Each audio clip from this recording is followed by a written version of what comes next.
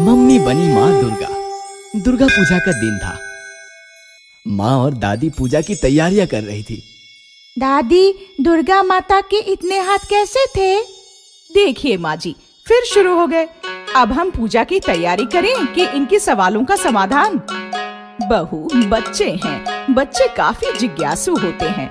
तुम अपना काम करो, मैं संभालती हूँ इन्हें। माँ पूजा में मग्न हो जाती है। दादी, दुर्गा माता इतने सारे हाथों से क्या करती थी? बहुत कुछ करती थी। एक हाथ से दुष्ट राक्षसों का वध करती थी, एक हाथ से अपने भक्तों को आशीर्वाद देती थी, एक हाथ से खाना पकाती थी, अपने बच्चों को खिलाती थी, उन्हें सुलाती थी और सहलाती थी। कौन है उनके बच्चे? हम सब दुर्गा माँ के ही तो बच्चे हैं। हम अपनी मम्मी के भी तो बच्चे हैं, फिर मम्मी के दो हाथ ही कैसे?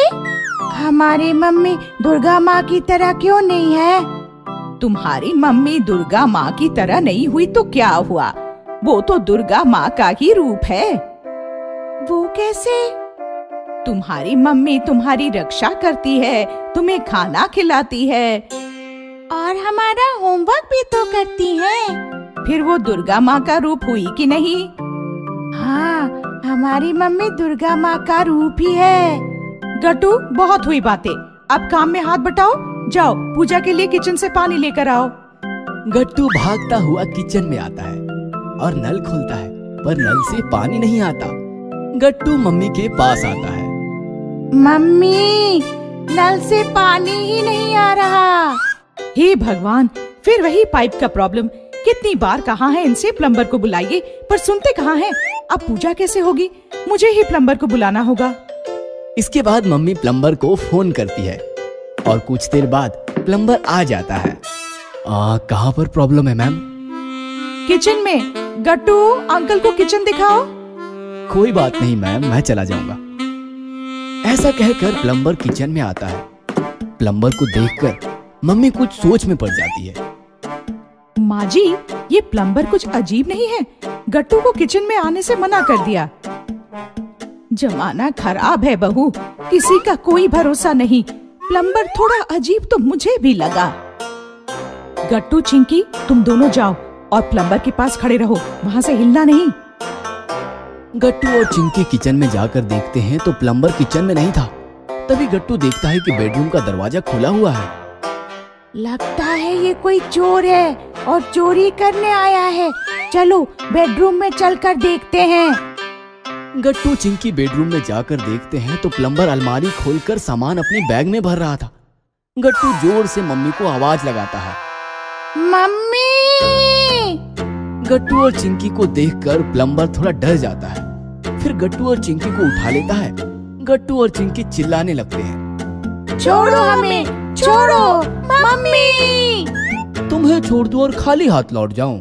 मेरे पिल्लो, तुम ही मेरा शस्त्र हो। अब देखो मैं सारा घर कैसे लूट लेता हूँ। मम्मी और दादी बेडरूम की तरफ भागते हैं और प्लम्बर को देखकर दंग रह जाते हैं। सारे पैसे, जेवर और जो भी कीमती सामान है सब मेरे हवाले कर दो, नहीं तो तुम्हारे बच्चों की खैर नहीं। छोड़ दे उन्हें, नहीं तो अच्छा नहीं होगा। अरे मैडम, सब अच्छा ही होने वाला है।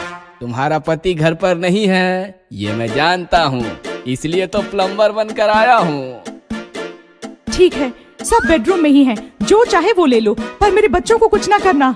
प्लम्बर चिंकी और गट्टू के समेत बेडरूम का दरवाजा बंद कर लेता है।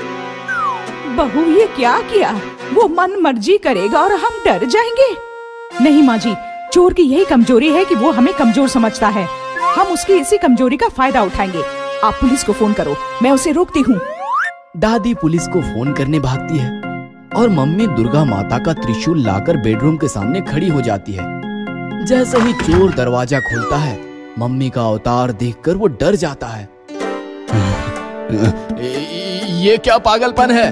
मैं तुम्हारे बच्चों को मार दूंगा। तुम्हें जो करना है यही करो, आगे बढ़े तो त्रिशूल से तुम्हारा वध कर दूंगी। मम्मी बचाओ हमें। बच्चों, घबराओ नहीं, ये डरपोक है, कुछ नहीं करेगा। तभी दादी पुलिस और पड़ोसियों के साथ आती है। पुलिस को देखकर चोर बच्चों को छोड़ देता है और पुलिस से कहता है, सर बचाओ, मुझे बचाओ, ये औरत पागल है, मुझे बचा लो सर, मुझे बचा लो। हम बताएंगे तुम्हें असली पागल कौन है, ले जाओ इसे। और हवलदार चोर को लेकर जाते हैं। मैम, दरअसल ये चोर पागल है, प्लम्बर या मैकेनिक बनकर घरों में घुसता है और चोरी करता है। आज आपकी वजह से ये हमारे हाथ लगा है। मैं आपकी हिम्मत की दाद देता हूँ और दुर्गा माँ से प्रार्थना करता हूँ कि आपकी तरह देश की हर औरत साहस और शौर्य दिखाए।